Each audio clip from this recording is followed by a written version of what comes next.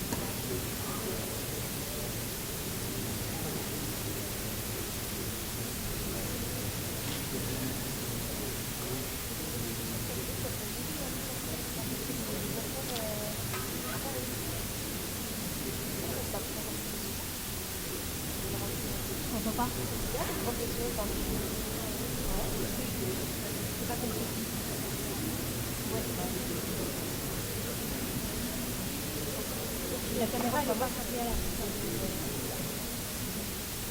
caméra, il y a une protagoniste. Dans la tête, c'est la personne.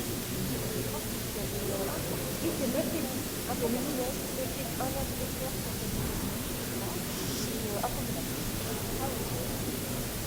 c'est sur les deux de début.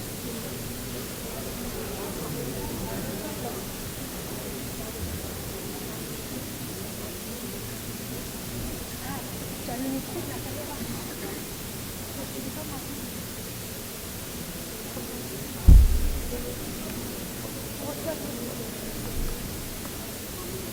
Tu reçois le micro de ma caméra.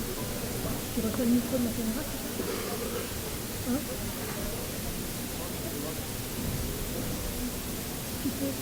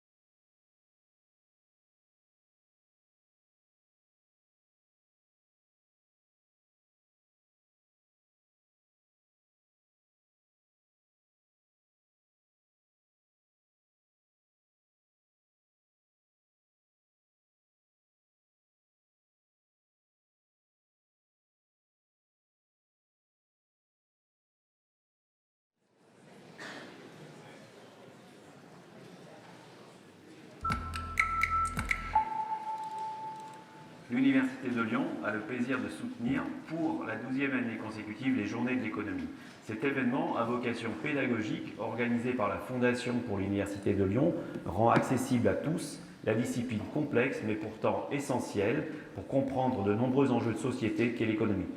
Tout au long des GECO, les différents publics sont invités à échanger avec des experts afin de mieux comprendre le monde avec un éclairage économique.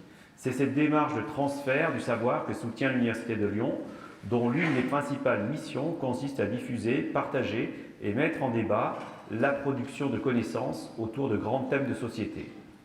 Les Journées de l'économie contribuent également à l'attractivité de notre territoire grâce, entre autres, à la venue de personnalités telles que cette année le prix Nobel d'économie Joseph Stiglitz et aussi à la retransmission de nombreuses conférences sur Internet suivies bien au-delà de nos frontières. Je vous invite donc, que vous soyez passionné d'économie ou tout simplement curieux, à participer aux GECO qui se tiendront du 5 au 7 novembre prochain à Lyon.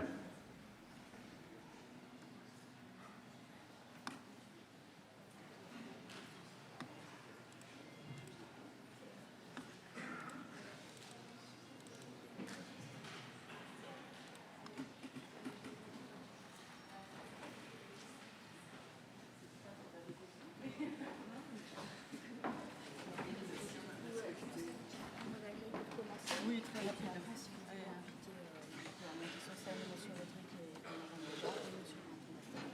Oui, tout à fait.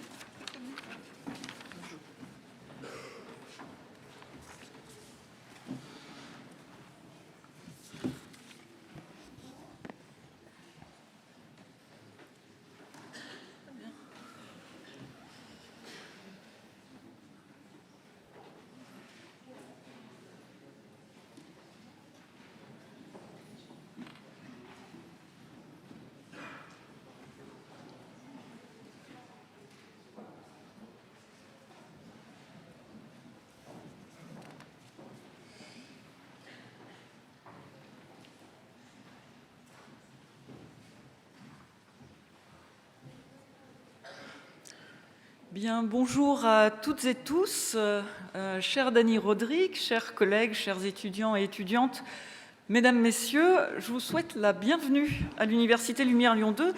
Je suis très heureuse que l'université contribue à l'accueil des Journées de l'économie, les GECO. C'est comme chaque année un formidable événement qui permet à toutes celles et à tous ceux qui ont soif de mieux comprendre le monde qui les entoure de s'informer et de s'enrichir de nouvelles connaissances, de confronter les points de vue, de rencontrer des chercheurs, spécialistes de différents domaines. Une fête de l'économie, en somme. Les GECO appellent à mettre l'économie en partage, à mettre les savoirs à disposition du plus grand nombre, à ouvrir les laboratoires de recherche, à œuvrer à la diffusion des savoirs. C'est là un beau projet qui trouve sa place au cœur des missions de l'enseignement supérieur et de la recherche. Ce matin, nous avons la chance de recevoir Dani Rodrik qui nous invite à revisiter l'économie, spécialiste d'économie politique, s'intéressant à la globalisation, à ses liens avec la croissance économique et le développement, mais aussi avec les institutions et la démocratie. Dani Rodrik nous invite à une approche globale par laquelle les phénomènes économiques sont mis en regard avec les phénomènes sociopolitiques. Une approche qui est justement, me semble-t-il, celle des GECO, qui permet de placer l'économie au cœur de la réflexion sur les mutations de nos sociétés. C'est donc un très grand plaisir et un honneur aussi de vous recevoir à Lyon, Dani Rodrik, dans le cadre de ces journées. Et je vous souhaite donc à toutes et tous des GECO foisonnantes, stimulantes, passionnantes, enrichissantes, et en particulier une très belle conférence sur l'économie revisitée de Dani Rodrik, qu'Antoinette Beaujard va vous présenter maintenant. Et donc je vais inviter Dani, Antoinette Beaujard ainsi que Jean-François Pinton à venir ici pour engager cette séance. Et donc une très belle conférence à vous.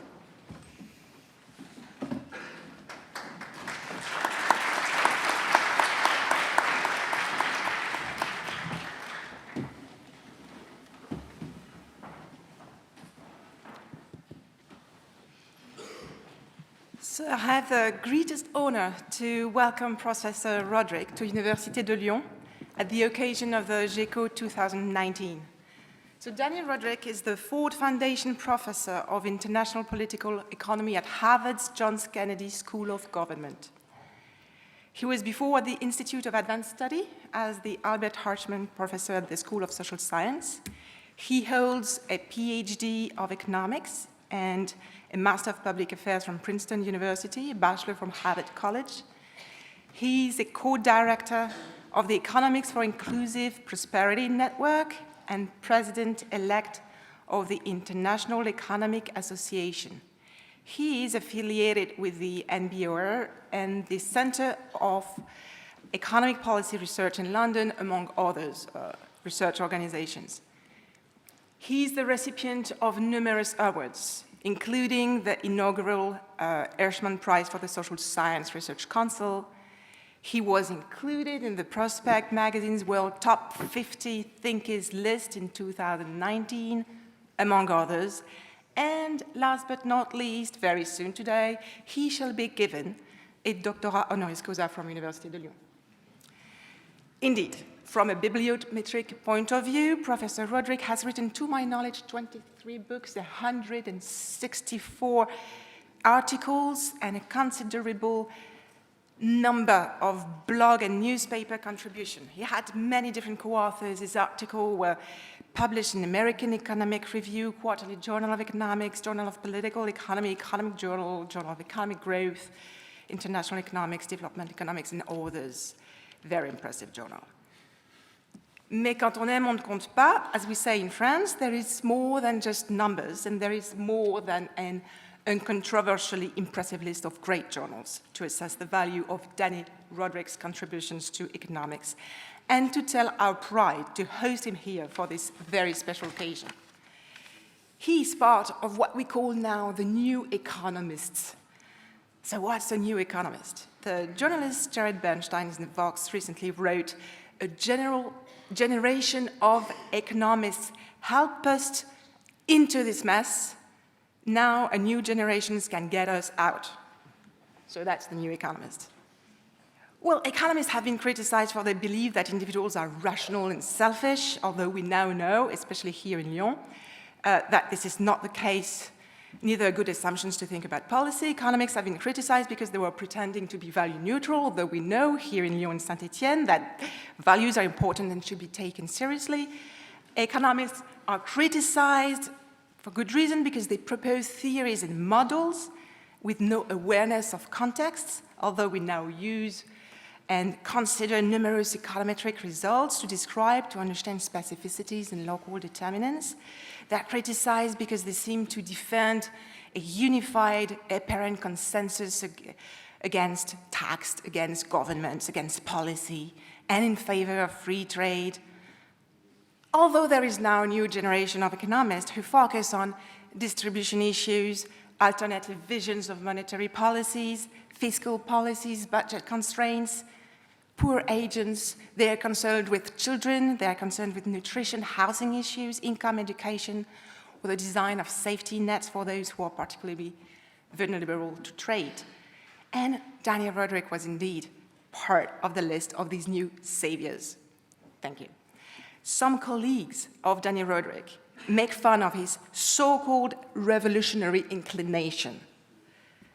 Jealousy, or maybe this is a way to express that they dislike his conclusions, but what we especially like here in Lyon and Saint-Étienne is that Dani Rodrik not only says different things about economics and about the economy, it's also that he does economics differently. There's no way by which I could give all the deserved credit to Dani Rodrik's wide and diverse contributions to economics in just a few minutes, so I'm not going to try. Let me just choose and describe here a few results to capture the diversity and consistency of his works. So let me first talk about growth, international trade, and development economics.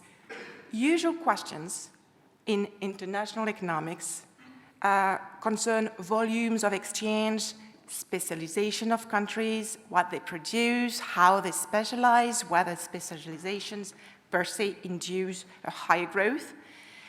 Well, in 2007, Dani Rodrik shows that when local cost discovery generates knowledge spillovers, specialization patterns become partly indeterminate.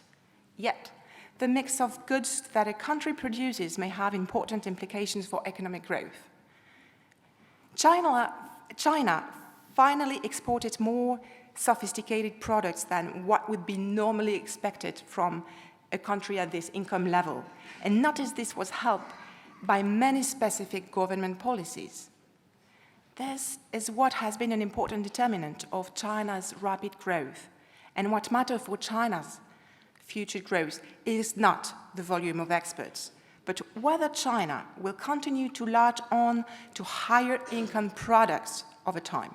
So Dani Rodrik published this result in 2006, and we undoubtedly confirm this analysis today. According to the Washington Consensus, supposed to represent the set of these horrible economists, liberalizations, privatizations, international opening of the economy, and the so-called good governance are the necessary ingredients for growth, whichever the country and whichever the situation. And Dani Rodrik showed a number of cases where, quite obviously, in second-best economies, alternative politics can perform much better than these seemingly ideal advisors. At last, one economist, namely Dani Rodrik, had told us why we should and how we can go beyond the Washington Consensus. We need to address local insight. That's where, second, political economy helps us to address the importance of the local context. So the context depends on many different dimensions, among which democracy, all institutions, and from this, you can highlight the stakes of inequality, integration, identity cleavages, and you also study rights and populism. So, well, if institutions matter, so why don't we choose the optimal institution? Well, is a given optimal recipe a same solution, for instance, focused on relative prices, able to perform the same everywhere? Well, probably not. In 2000, Dani Rodrik, which asked which of the market and non-market institutions are likely to secure high-quality growth. Well, it shows that there is no correlations between a given institution and the performance of the markets and the economy. There's no such thing as a good institution in all cases and whatever happens. How should we acquire one institution likely to secure high-quality growth? Well, he rather emphasizes the importance of experimenting, adapting to local situations, to rely on hands-on experiences and tacit local knowledge. He adds that the most effective way to process and to make use of local knowledge in democracy, and more precisely, participatory political systems, they do perform much better than any top-down approaches. Okay, so should we reject all scientific blueprint approaches like populists do? Well, in a recent paper in 2018, you made a distinction between political populism and economic populism. Political populists, they are those who claim to represent the people at large directly. Hence, they dislike restraints on the political executive, among which they dislike the separation of powers. They dislike independent judiciary or free media. In parallel, you have the economist populists. They would reject any restraints in economic policies. An example would be a monetary policy delegated to an independent central bank. Those may be likely to serve vested interests. When economic rules and regulations are designed at considerable distance from democratic deliberation at the national level, there may be also there a frequent complaint about democratic deficit. So Dani Rodrik analyzes Roosevelt's New Deal in the 1930s as an instance of an economic populism, likely to be the only way to actually forestall, to avoid political populism. It appears that it is an illustration that economic populism could be supported under certain circumstances. So different solutions, again, should apply to different situations. And to put it differently, the choice of the policy should definitely depend on the situation. Models do not provide general teachings about the world, whatever the context. although they might help to get local insight. So third, Dani Rodrik is concretely providing a novel approach to methodology of economics. Talking about the way economics is done, let us observe that there has been an evolution from what happened in the last 50 years. Some say that economics is now going empirical. And indeed, we are now facing an infinite numbers of piecemeal models, but certainly mostly econometric results. And well, you had done an uncontroversial move from the general models to the accounting of local insights. Dani Rodrik does prevent from the idea that a general theory may be able to explain a complex reality, even if the theory is made very complicated. We should certainly not believe nor impose the dictates of the general theory. He invites us more to a more humble attitude. There is no such thing, again, as the proof in economics of an uncontroversial truth. But in contrast with the empirical turn, Dani Rodrik does not definitely give up with theory, because we cannot provide any general catalogues of each cases, and above all, we cannot make sense of the observations without theories. The distancing from theory would be hindering any interpretations of facts. Only models are able to lay bare, to unveil at very large variety or causal relationships. So between these two extreme views, a complexified, unified theory on the one hand, likely to explain everything, and on the other hand, just a meaningless catalogue of cases, Rodrik suggests a middle way, which is to adapt a complex reality with local models, so a diversity of models. So in the end, Dani Rodrik invites us to consider economics as a portfolio of models. Models are indeed not universal, but they are numerous, and their diversity helps to grasp the diversity that is characterizing reality. Models, if properly chosen, are providing a storyline to tell a specific, consistent narrative. So there are still two problems that we need now to address: the capacity to navigate among the diversity of models and the ability to identify the critical assumptions in models.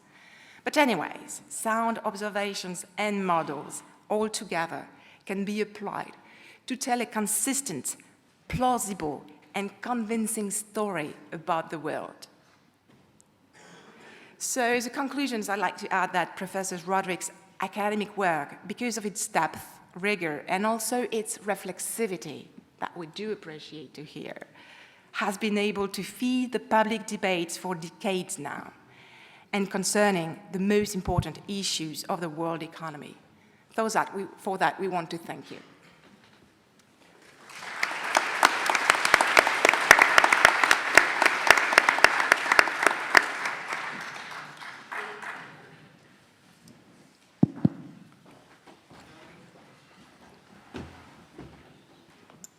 Nous arrivons ici à la partie formelle de la matinée où un doctorat honoris causa est décerné par l'Université de Lyon au professeur Rodrik. Donc, professeur Rodrik, par décision du Conseil d'administration approuvé par le ministère de l'Europe et des Affaires étrangères, il vous est décerné le titre de docteur honoris causa de l'Université de Lyon. J'ai l'extrême honneur de vous en remettre le diplôme et les insignes.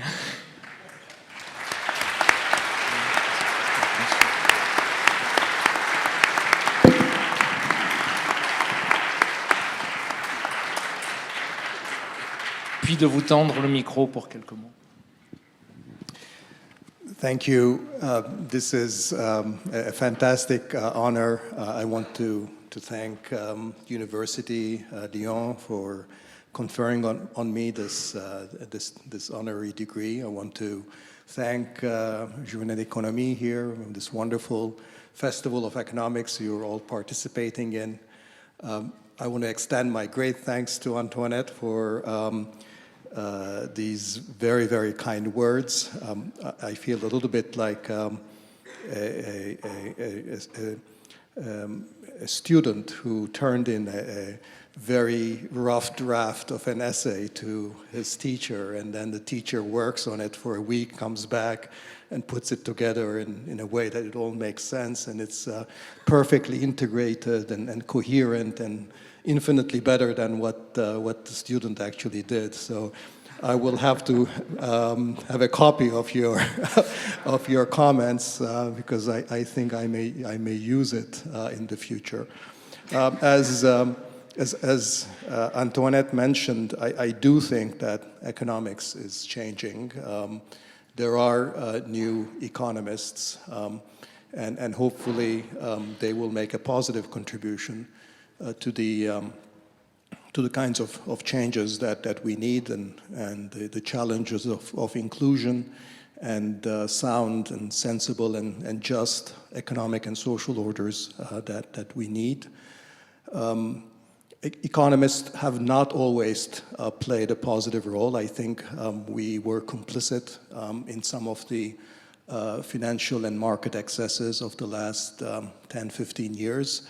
I think in terms of Antoinette's explanation of my work, I do believe in a portfolio of models, of a diversity of models, and I think part of the problem in the past is that we converged too much on one particular model of the world.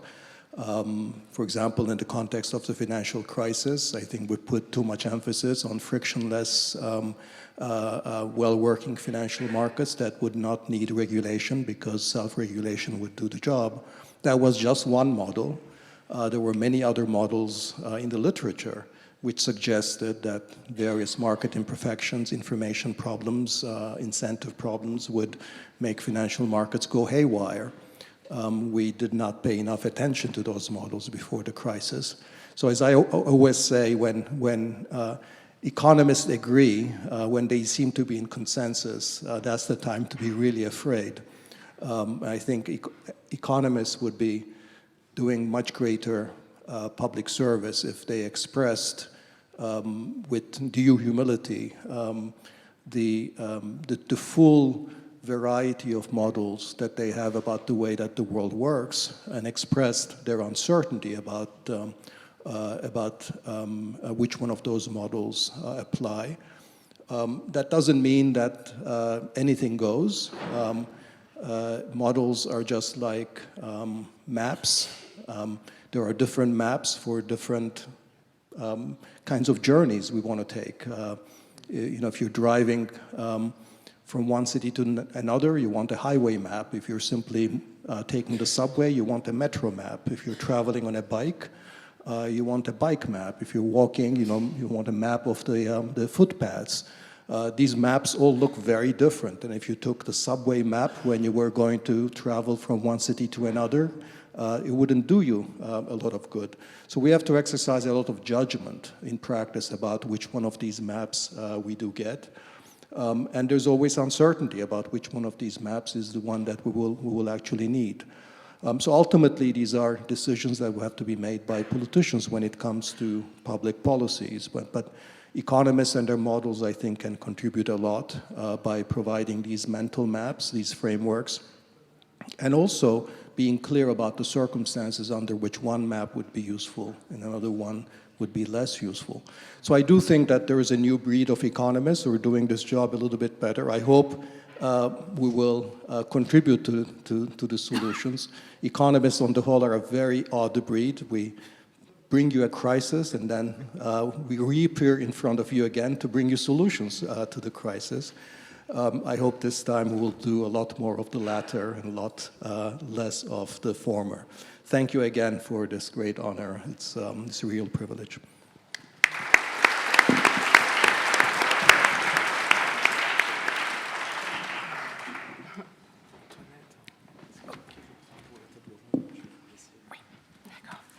So back to the public now. As you know, here that's going to be a debate, a conference with us. We have agreed this chance to have Dani Rodrik with us, so let's take the advantage of his presence to ask him questions. So please do not hesitate to send questions by SMS, and then I will ask them. I would propose to organize the debate in 3 parts, and probably start a little bit with the international trade, development, economics, and growth issues, and then go to the political economy domain before we turn into the methodology.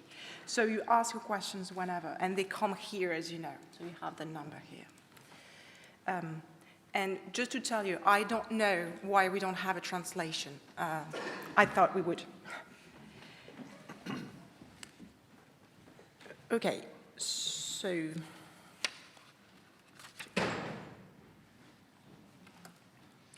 I'm sorry.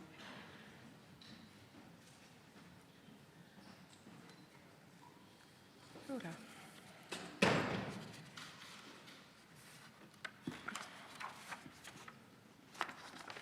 So that's going to take us a little while so that I can actually. So, concerning the international trade questions, would you just first tell us whose interest do you think that trade agreements actually favor? Well, trade agreements in principle serve the interest of the national economy at large. That's the vast majority of people. You know, I said in principle, and I think the basic motivating idea behind trade agreements is that the principle of comparative advantage is one of the most important discoveries of economic science, and it's a very, at some level, it's a very counterintuitive notion that a country could benefit from trade regardless of whether it's more or less productive than its trade partners in any kind of tradable economic activity. And since David Ricardo enunciated the principle of comparative advantage, I think economists have taken delight at teaching the principle to students of economics as one of these wonderful theoretical constructs that seem so counterintuitive yet so powerful and so general. So the principle of comparative advantage says that there are gains from trade, and therefore countries should trade. And trade agreements are supposed to enable that. And so when you approach it from that perspective, it makes perfect sense. When we look at the evolution of how trade agreements have changed over time, you go back to the 1860s and in the first kind of, the trade agreements between France and Britain, with the first sort of most favored nation aspect. It was mostly about reducing impediments to trade at the border, that is import tariffs or quantitative restrictions at the border. And that's the kinds of ideas that was motivated by the principle of comparative advantage. Today, when you look at what trade agreements are, they're very different. In fact, the vast majority, these are thousands of pages, and the vast majority of the material in a trade agreement is not about import tariffs or quantitative restrictions. It's really about policy regimes behind the border, as economists call it, things from subsidies to intellectual property rights to investment rules, to rules on domestic regulations, sanitary, phytosanitary regulations, state ownership, sometimes labor standards, sometimes environmental issues. So when we move from trade agreements that are simply about reducing transactions at the border to these kinds of deep incursions into the domain of regulations, whether it's in industrial policies, subsidies, intellectual property, then the force of this principle of comparative advantage doesn't necessarily apply. There is no general theorem that says that when two countries harmonize their intellectual property rights regime, that both countries will be worse off. In fact, we have many models, we have many theories that would suggest that if they agree on a set of intellectual property rights that's inappropriate for one of the two nations, that in fact one of the two nations might be worse off. So in that case, we have to ask, why is it that trade agreements have become so much different? Why do they entail so much regulatory harmonization? Why they go so much behind the borders? And I think the answer is hidden in what motivates your question, which is that trade agreements increasingly have become captured by special interests, whether big pharma, big tech, financial institutions, multinational corporations. And I think there's been, under the guise of maximizing the gains from trade and reaping the benefits of specialization according to comparative advantage, I think the public has been sold, by and large, over the last 2 or 3 decades, a set of agreements which are really expressions of lobbying and rent-seeking by powerful connected firms and related interests, that if you analyze them on the basis of economic logic, don't make a whole lot of sense. So I think the answer to your question is that trade agreements are political documents. They are marketed under the guise of a particular economic logic, but increasingly their content has diverged from that economic logic. And I think it's time we recapture the economic logic and became more skeptical about some of the other components that they contain. So if we take it back, so how should we do it? There are a number of questions, especially from the students from the Chartreux.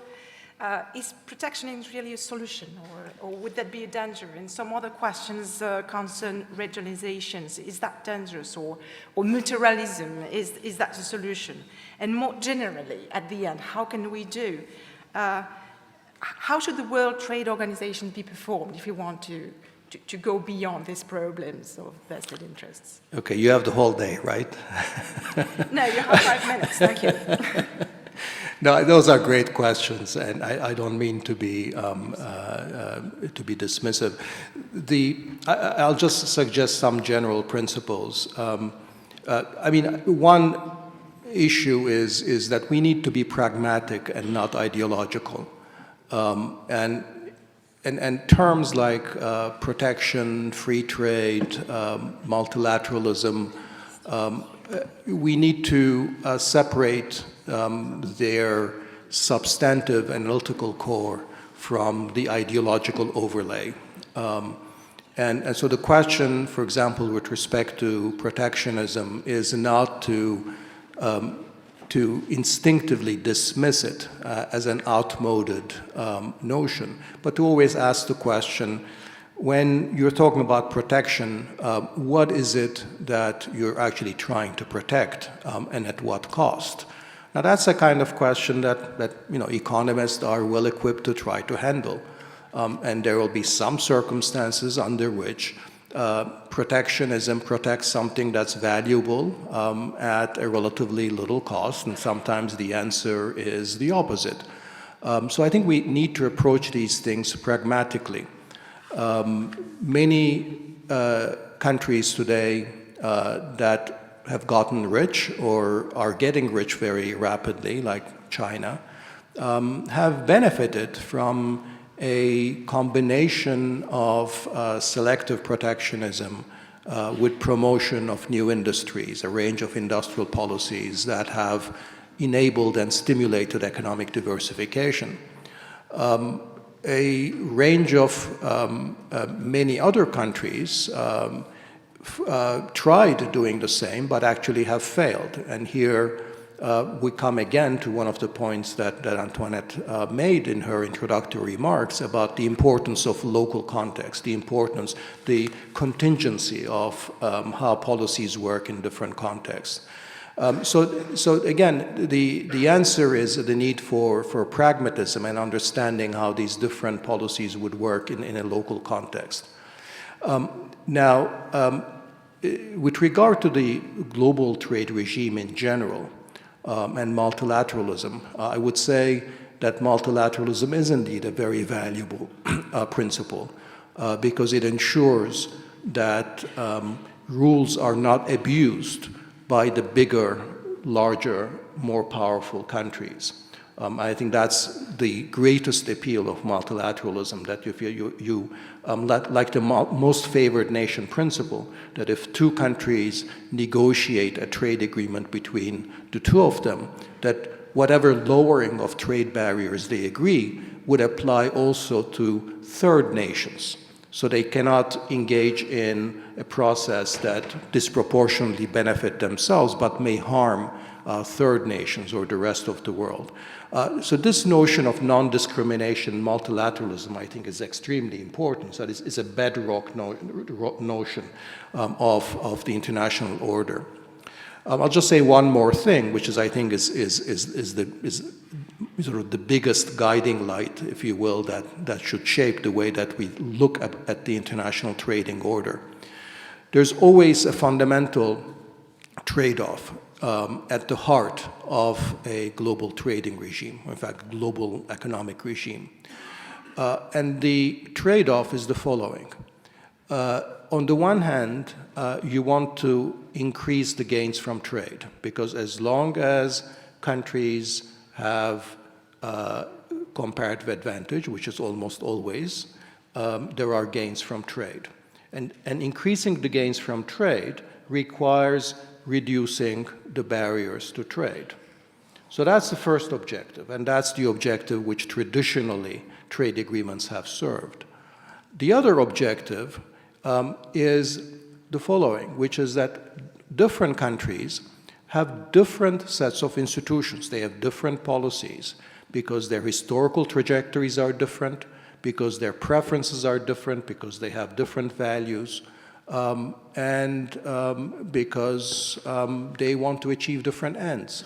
That means different types of industrial policies, different regulatory arrangements, different sets of tax regimes.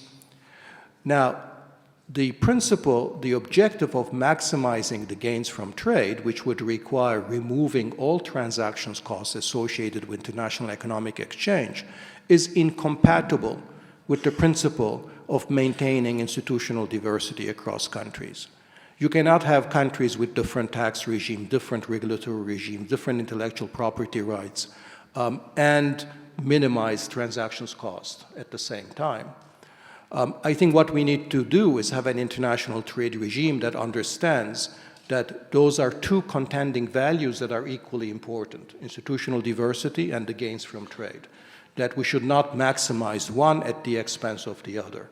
Neither do we want to maximize the space for countries to protect their own institutions to the point where they're exercising in beggar thy neighbor policies and they're minimizing the gains from trade.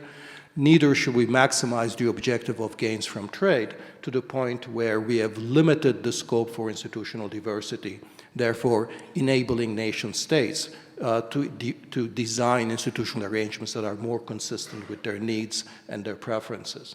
So it's an inherently second-best world.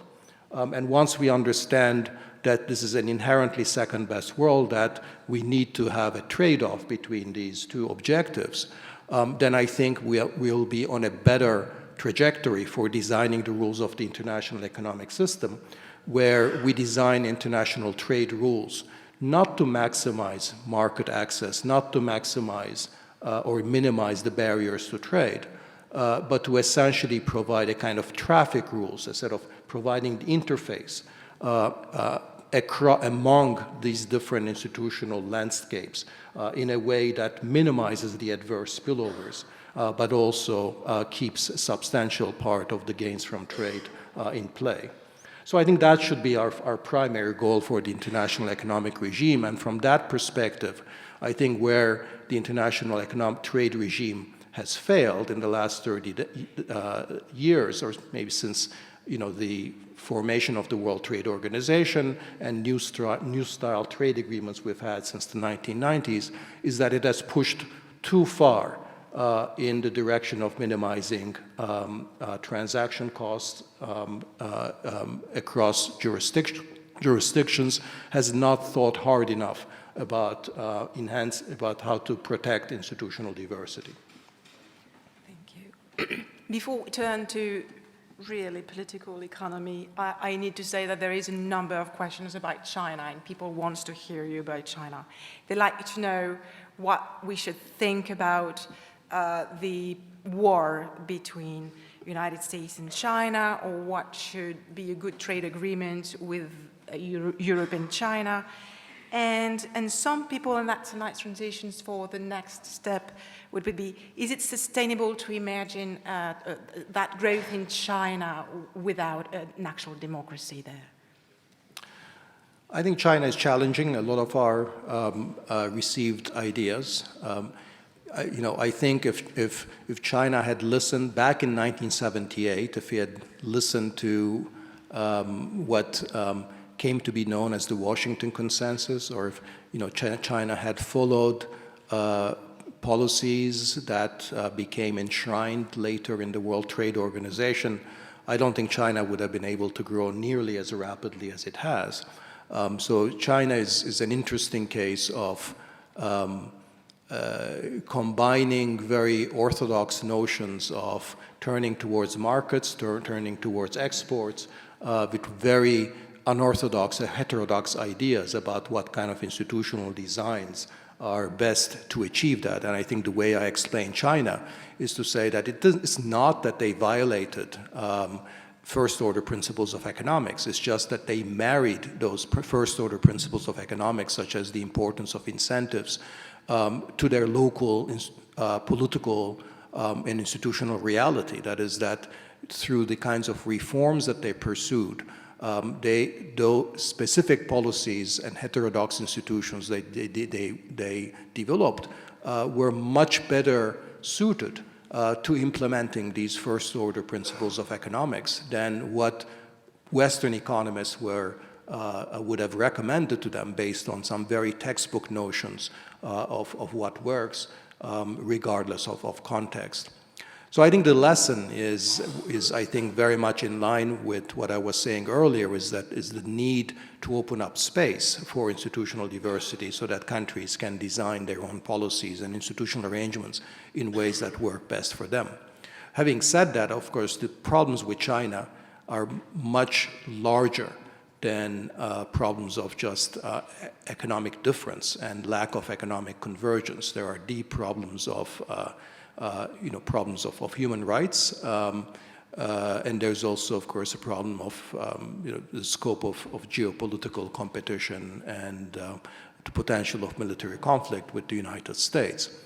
Now, if we limit our attention only to the economic dimension, I think what we need is a world economic regime that is able to accommodate a country such as China, which is so different in its fundamental economy, which is a very different mixture of market and the state than what occurs in Europe or in the United States. I think the way forward is not for the United States or Europe to insist that China must converge towards a Western model of how a market economy should function. That means in particular that I find much of the West's insistence that China should limit the role of state enterprises, or China should significantly rein in its conduct of industrial policies. It's essentially simply preaching for policies that are neither in the interest of China, nor for that matter in the interest of the world economy at large. Because if China has grown so rapidly in the last 40 years on the back of such industrial policies, not only has it benefited itself, it has also, in the end, provided a much larger market for the exports of European and American companies at the end of that process than it would have been able to with much lower growth rates. So it's not even in the interest of the West to constrain the growth possibilities of China. And I think if there is one thing that we can agree on is after 40 years of Chinese economic development, is that the Chinese actually know a lot more about how to grow their economy than West or the Western experts do. So I think what we need is something that I call a peaceful economic coexistence, to hark back to the 1950s and 1960s, the Cold War period between the United States and Soviet Union. Once the Americans realized that the Soviet regime was there to stay, and once the Soviets realized that America was not going to experience a socialist revolution, the only way forward was for the two regimes to understand that they had to coexist, and the solution was the doctrine of peaceful coexistence.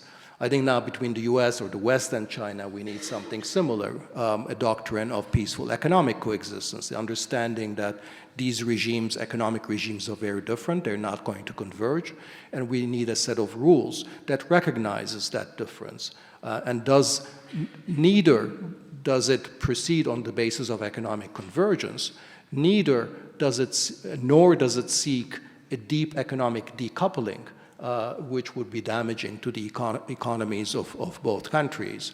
And therefore, we need this intermediate path, which is the one that I sketched out earlier, which is one that essentially establishes these traffic rules, minimizes the most adverse spillovers, the beggar thy neighbor policies, but is fairly permissive with respect to industrial policies in China on the one hand, and social labor market and technology policies on the other with respect to the West, because the West also has very legitimate concerns, and therefore the West would be equally justified to impose, let's say, restrictions on Chinese inward investment when their technological systems are threatened, or there's threats of cyber theft or cyber security issues, or to engage in social policies that protect their communities when there are sudden increase in imports that could be damaging to social contracts. So I think it's a kind of opening up space for both sets of countries here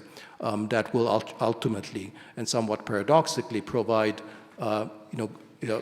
it will enable a sane kind of globalization to proceed rather than being purists and trying to push for economic convergence.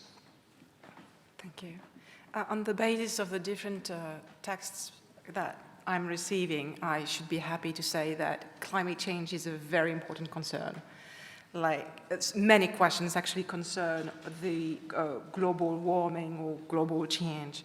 And they actually ask whether we should adapt international trade to the climate and ecological crisis, and how we can address these issues, and how you would help us to think about these issues.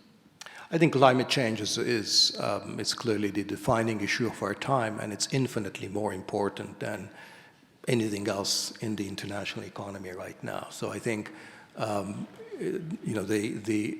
if I would have, my preferences, I would say that we should drop all discussions of international trade and focus on questions about climate change. And I think the Paris Agreement is a step forward, but I also am a sufficient political realist to recognize that most of the progress here is actually going to come from within countries. International agreements can provide a framework, can push the argument along, but it really all depends on what's going to happen domestically. And I think the most encouraging thing there is that, young people, most people here are young, are really passionate about this issue, that they do want this issue to be discussed. And I think that's going to be increasingly powerful political force domestically. Now, I think it's very important that we don't, when we think about climate change issues, I think that the mistake that economists have made on climate change is to view it in very narrowly economic terms. That is to say that if you ask an economist, what you should do about that, the answer is very clear: carbon tax. There's externalities, climate externalities associated with greenhouse gas emissions. Carbon is one of the main one. So tax carbon, internalize the social cost of emissions, and that's going to take you not the whole way, but it's really the big part. I think the logic of that is indisputable, and I think that some kind of carbon tax will have to be part of the solution. But I think we need to embed this in a broader economic strategy of greening the economy in a way that is also generating solid middle-class good jobs. And I think what I like about the idea of a Green New Deal is that it precisely does that it integrates the productive challenge with the climate challenge. Because if you only focus on the climate challenge, then you're going to run into a real, not just political, but real social and economic problem, which is that where will the new jobs, good jobs, come from? Carbon tax, as we know, tends to be regressive, and most other additional policies that economists recommend, which is in terms of encouraging green technologies, will also create transitional problems of closing old industries and developing new industries. That's going to aggravate the problem of where the new jobs are good jobs are going to come from. So the only way we can surmount this is to view the climate challenge in the context of a broader productive transformation that puts focus not just on the climate challenge, but on the jobs challenge at the same time. So combining the employment and the jobs concerns with the concerns about climate. So that means that essentially engaging in a very broad range of, let's be blunt, really industrial policies, although it's not about it's not really like old-style traditional industrial policy, but it's really about the state getting engaged in the productive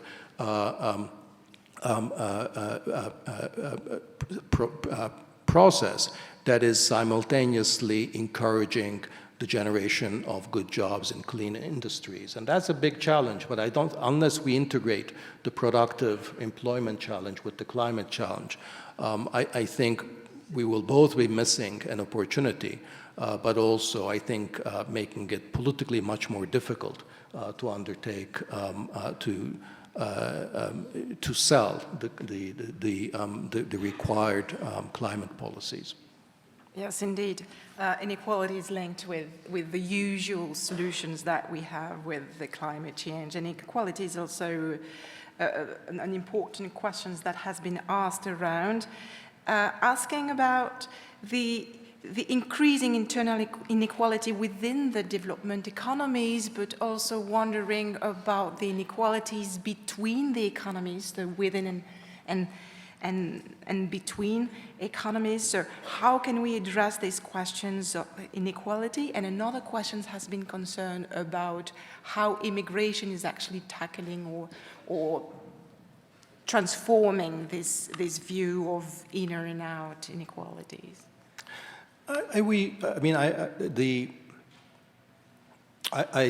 think of immigration as essentially having turned into a scapegoat for some of the deeper economic problems that the advanced countries are experiencing. So very briefly, I think advanced economies have been hit, actually every economy has been hit over the last 2 or 3 decades by the consequences of both hyperglobalization and intense technological change, which in terms of their effects on the structure of jobs and the functioning of labor markets have reinforced each other and have essentially made good jobs scarcer. So both automation, skill-based technological change, and the forces of hyperglobalization and and the growing footprint of a small number of hyper-competitive exporters means that labor markets in the advanced countries have become highly polarized, highly dualized, with a very growing distinction between a relatively small number of people who hold secure, good jobs in productive firms, and a growing number of people who are really being shifted onto much more insecure, less good jobs. And I view the rise of authoritarian far-right political movements is essentially being driven by this fundamental economic transformation and the divisions in the labor markets between the insiders and the outsiders, and as a symptom, as a result of the growing economic insecurity and economic anxieties. Now, the far right has been very successful at sort of wrapping a story of around sort of ethno-nationalism and nativism, opposition to immigrations, and so forth. But as I suggested, this is really not the underlying story. And I think it's largely a failure of the political left to have come up with the appropriate remedies to these problems of exclusion, inequality, economic security. I think the conversation is changing. What we see in the United States today with the growing importance of the progressive wing of the Democratic Party suggests that maybe there is an appropriate response that is coming. But I think ultimately that will have to be the right response, a set of economic remedies to target the fundamental economic problems that are driven by these globalization and technology shocks and the inability of the political center to provide remedies to date. Thank you. Somebody is asking, what do you think about the inequality of wage between men and women? And would you have any clue about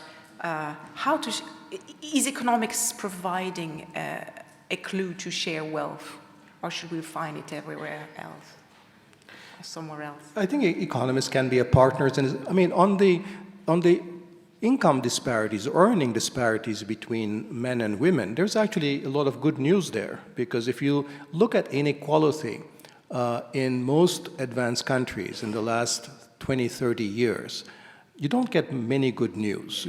Top income shares have increased, inequality has increased, earning differentials in labor markets, wage gaps have widened, top wealth shares have increased. The one area where actually there is some good news is that if you look at gender wage disparities, gender earning disparities, they have narrowed. They have not equalized, but gender earning differentials have become less. So that's good news. I think there's a lot more that could be done. I think there is actually a healthy and vibrant area of study within economics of understanding the roots of gender earning differentials, and I think this is something that actually economists are doing some very good work on. But as in everything else having to do with inequality, these outcomes are all embedded in a broader set of social and political institutions. And whether it's the family, it's the community, it's the schooling system, it's the political system. And I think we need kind of a broader, we need to take into account that this is not just something that happens through the kinds of market processes that economists are well positioned to look at, but it has to do, it's embedded in a much broader set of institutional realities, which suggests that it's not just going to be economists who will be providing the answers. Hopefully. And just before we come back to these kind of questions later on when we speak about methodology, I was interested on three questions mentioning, would you have a view on the no-growth approach? I think when it comes to low-income and middle-income countries, it's fairly clear that that would be a very undesirable thing. That it's very, very difficult to reduce poverty and increase potential for people to reach their fulfill their potential without aggregate economic growth. So I'm pretty sure that when it comes to low and middle income countries, that we cannot sacrifice economic growth. Now, we can make it cleaner, we can make it more inclusive. I'm all for that, but I think no growth for them would be very difficult. For the advanced countries, I'm of two minds. I think that that it is clear that that the relative importance of growth compared to many other aspects of economic policies is much lower. I mean, so if you just compare the United States with most countries in Europe, the United States has grown more rapidly in the last few decades. But if you look at sort of what the median income has done, or when you look at the incomes or living standards of the bottom 50% of the population, they're in fact doing much better in Europe compared to the United States. So, so I think if you took a broader measure of well-being, whether it's in terms of life satisfaction and general contentment, that growth would enter to some extent, but it would not enter with a very, very big weight necessarily in the advanced countries. So I think the trade-off for those countries is very different. Now, and I think given the magnitude of the climate challenge, and I think that only strengthens that argument. But it's also the case, however, that it's going to be very difficult to undertake the kinds of productive transformations and structural change in a context where the economy as a whole is not expanding, because then it becomes mainly a question of redistribution, and that's much harder. So I would hope that we can have a moderate rate of growth, something of the rate, 1.5% per capita. That's still feasible. It's not very high. That provides some room for bringing the bottom and the middle up without necessarily pushing the top down. So economics is not is not there alone. So there is also questions saying, well, you have you need a wider approach all the time, and you also know that institutions varies very much. So somebody is asking, what's really the specificity of the economic approach in this world? Good question. I think what economics has become really is a method. It's a method of thinking rather than the study of the economy. And that's one of the criticisms of economics, is that when you're learning economics in the United States or in Western Europe, in most places, you're not really learning about the economy of the United States or the economy of France. You're really learning about how to think like an economist. So there's a valid criticism that when we teach economics, we actually are not teaching economics in the sense that many people think what economics should be. But I think there are compensating benefits that I think the thinking like an economist approach is a very powerful way of analyzing social phenomena. I quoted this yesterday in another session, but John Maynard Keynes said that economics is the science of thinking in terms of models, joined to the art of choosing the relevant models. So two parts to this. One is the science of thinking in terms of models. That's sort of the economist way of thinking, which is strip things down to their essentials so you can identify very clearly what the causal relations are. develop a wide range of these models, each one of them emphasizing one of many plausible causal relations. This is the analogy with maps that I was referring to earlier. Each model is a different map. Maps are very useful. But then the second part of the definition is that you need to be able to choose the relevant model. That is, when you're leaving your house, you better take the metro map with you if you're going to be traveling on the subway, and not the footpath map, because the footpath map is not going to be very useful. And that's much more of a craft. It's the art, as Keynes put it, that we don't necessarily have very, as rigorous methods for that, although we have a lot of empirical methods that work. I find this actually, provided you keep in your mind that economics, and again, as Antoinette put it, economics is really a portfolio of models. It's not a single model. Don't let any economist ever tell you that it's really the textbook model of perfect competition with nicely downward sloping demand and nicely upward sloping supply is the only way to think about the real world. No, that's just one of them. But once you keep that in mind, I think thinking in terms of sort of these specific models and choosing among them is a very, very powerful way of approaching social reality and approaching the diversity of social reality, because unlike the physical world, which is basically given, social reality is malleable. We can change it, and it's changed all the time, and different parts of the world and different time periods have different social realities, and that's why we need these diversities of models. But I actually don't know how else to think about social phenomena outside the framework of these models. So I find it a very appealing way of approaching social reality.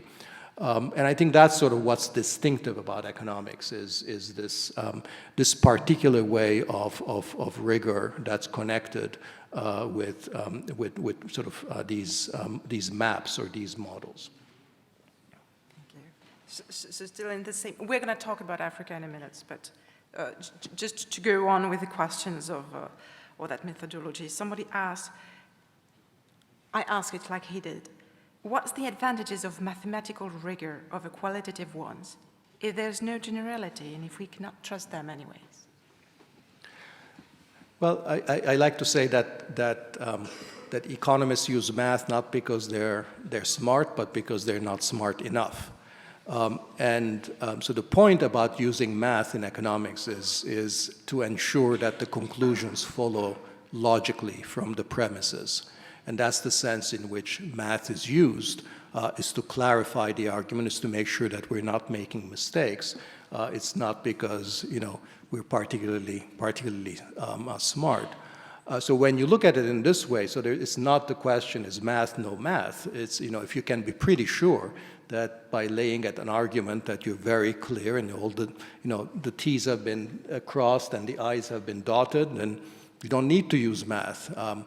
I had some teachers in graduate schools who were able to elaborate very sophisticated frameworks without any maths whatsoever. I also knew their colleagues who would listen to that argument and go up to the board and say, okay, I see, that's two equations and two unknowns. I figured this out. Yes, now this makes sense. I've taken a course in game theory, which was an experimental course where the instructor decided that it was not going to use any math whatsoever. It was just going to be based on the intuition. It was a great course, but it wasn't until I saw the mathematical version of that game theory course that I actually understood, what the ideas really were and why they were powerful and what they actually relied on. So I don't see this sort of trade-off between using math and generality. Math is just a way of making sure that you're making an argument that not only is clear and it's conclusive, but also it's something that is easily understood by everybody else once the argument has been made, can be easily checked by everybody else. So I think, I think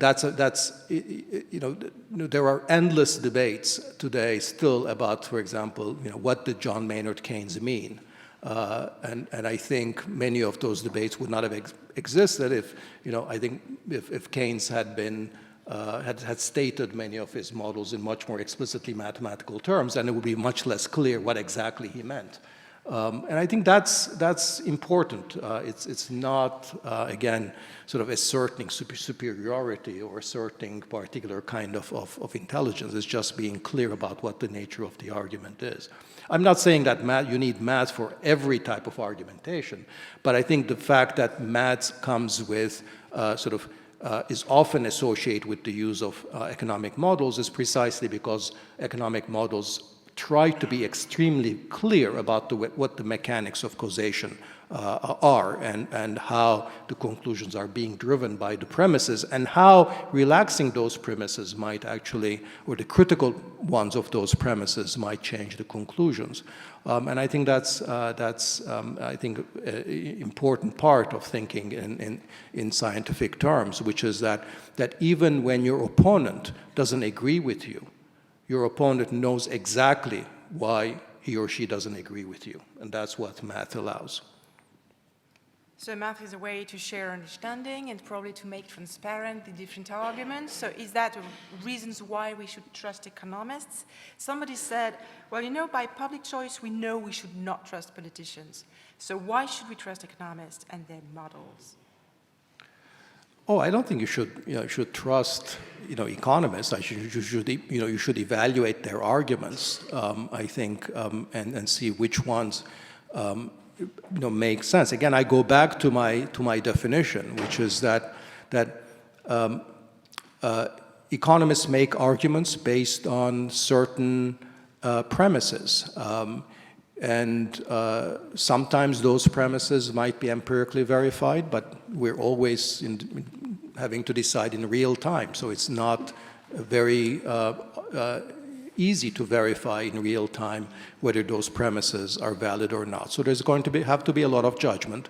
What an economist can tell you is, what are the likely consequences, what are the trade-offs, and what are the premises under which those conclusions depend. So you should never take the conclusion of an economist at face value. Always want to ask, well, what assumptions and what aspects, what kind of empirical facts or relationships does your conclusion depend on? And let's make those explicit.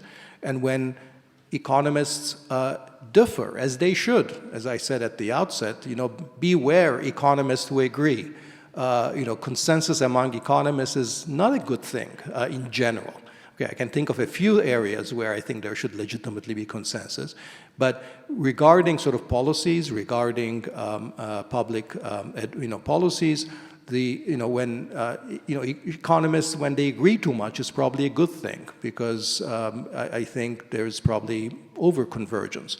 But I think you should you shouldn't trust. You should should verify, as an American president once said, which is to ask them what those conclusions depend on and how would those conclusions change if you don't like those premises. I think that's the way to use economic arguments in a public discussion, in public policy, and not to just trust economists on the basis of what they say or what they conclude.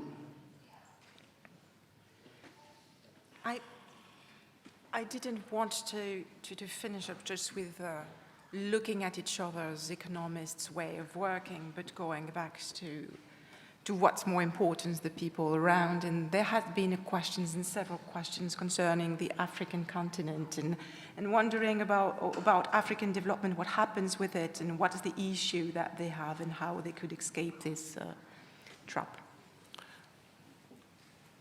I think actually in Africa there's been a lot of good news in the last couple of decades where growth rates in a very wide range of countries have been much more rapid than they have been. And I think that has also shown up in significantly better social indicators and somewhat notable reductions in poverty as well. So in general, I think the African continent has had a relatively bright couple of decades. Part of this is because many of the civil wars that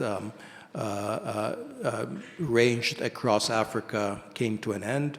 Part of it because there was favorable political change that many countries democratized, became more open political regimes. Part of it also is because generally more sensible macroeconomic policies were followed. So we've had some stupendous growth rates in very poor places and countries that came out of very deadly and terrible civil wars, like Rwanda has grown very rapidly. Ethiopia has grown extremely rapidly in the last 10 years in East Asian rates. So I think that's good news. I think my concern with Africa is that this growth rate, in fact, doesn't look to me like it's sustainable because it is not based on the kind of productive transformation and industrialization process that countries that have rapidly grown on a sustainable basis for decades, like the East Asian countries have done. And this lack of productive transformation and productive diversification suggests to me that many of these gains that Africa has experienced in recent decades may slow down. So I'm still a relative optimist. I do think that Africa can continue to grow on the back of its much stronger fundamentals at the rates of 3-4% per capita, which will be very high rates for any historical period. But these are still substantially lower rates than what countries like Ethiopia and Rwanda have experienced of 7, 8, 9% growth rates. And I think at those rates it's going to be challenged to create a sufficient number of good jobs for very large number of young men and women who flocked into cities in urban areas in Africa. So creating jobs in urban areas for these very young people is going to be a real challenge. And it will have significant social implications as well. So I think we need to scale down a little bit our growth expectations and also think very creatively about ways of creating employment possibilities in the urban areas. Those I think are two key messages that I take for Africa. In development economics, some persons asked whether we should find other approaches. Is there any other approaches still out there and still that we can still use outside randomized controlled trials? And what's your view about these? I think RCTs have been a very useful contribution. I think that they have been part of this credibility revolution in economics that I think has been very useful in terms of when you're making empirical claims, based on solid inference. And I think randomization provides a very useful way of providing a causal inference in certain settings. But as the leaders in this field recognize that there's a whole range of questions for which randomization is either not feasible or appropriate. So large-scale questions about structural transformation, macroeconomic policy, growth strategies, industrial policies, those are areas where randomization can provide very limited answers. So I think there is a continuing and quite healthy research program in many of those areas that's already going on. So I think sometimes we exaggerate how much randomized experiments have taken over the field, that if you actually look at a Journal of Development Economics, you'll find that there is a very strong and healthy research program that uses many other research tools besides randomization. many questions concern the value chain and the fact that after the industrial shocks, then the solutions with labor and finding another job and finding another job in another economy is actually not enough to actually distribute wealth. And so what do we do? Yes, I think that's a good question and good point. That I think there's been a lot of misplaced emphasis on global value chains and integration into global value chains as an engine for growth and employment generation.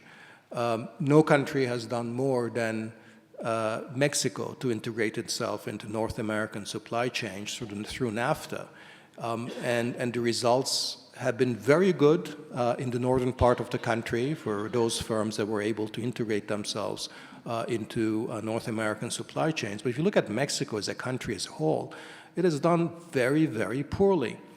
So what we have had essentially is the so-called phenomenon of two Mexicos, one Mexico in the north that has been it's done extremely well.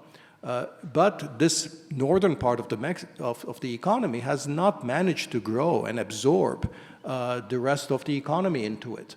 And that's essentially in the most extreme form the problem that essentially all countries in the world today are facing. This dualism between a part of the economy that's at the frontier, using advanced technology, integrated into global value chains, outward-looking, globalized, paying very good salaries, generating a lot of wealth for a relatively narrow segment of society, and a large part of the economy that's essentially not integrated into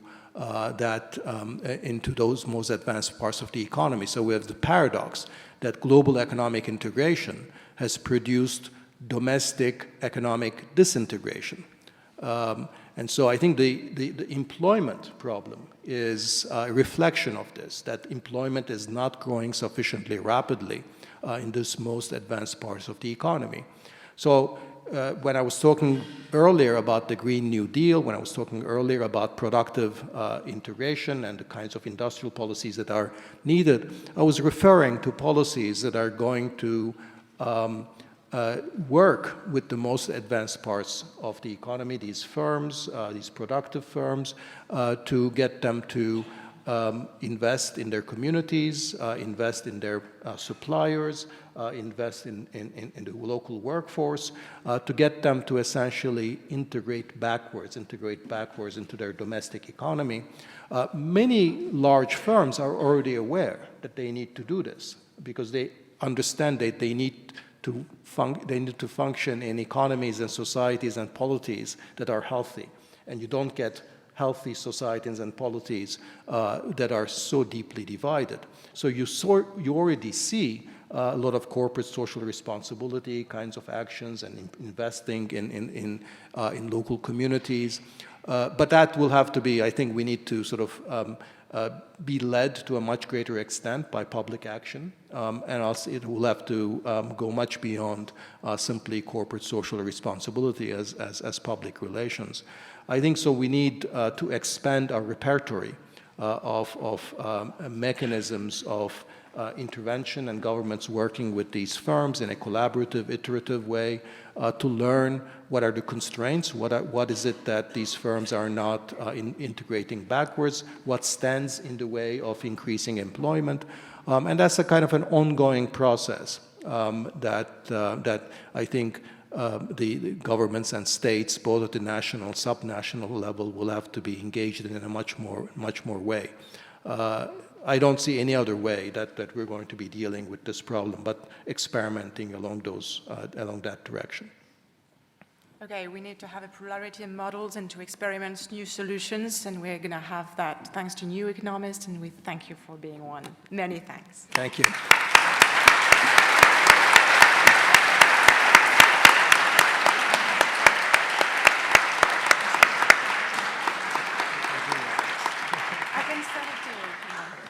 I want to keep my questions because I really discovered them when it was coming. Okay, I can send it to you electronically. Thank you again. À bientôt, ouais. Plaisir.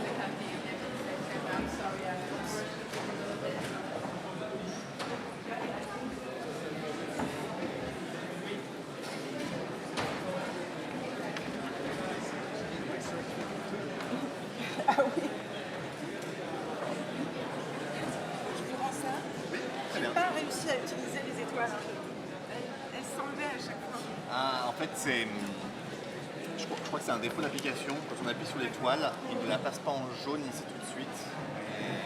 Oui, mais en fait, quand j'en mettais une et que je regardais là, ça l'effaçait après. Ah, donc j'arrivais pas à en avoir plusieurs, j'en avais systématiquement une seule.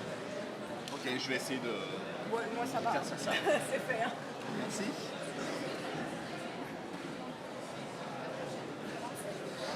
À tout de suite, dans une demi-heure.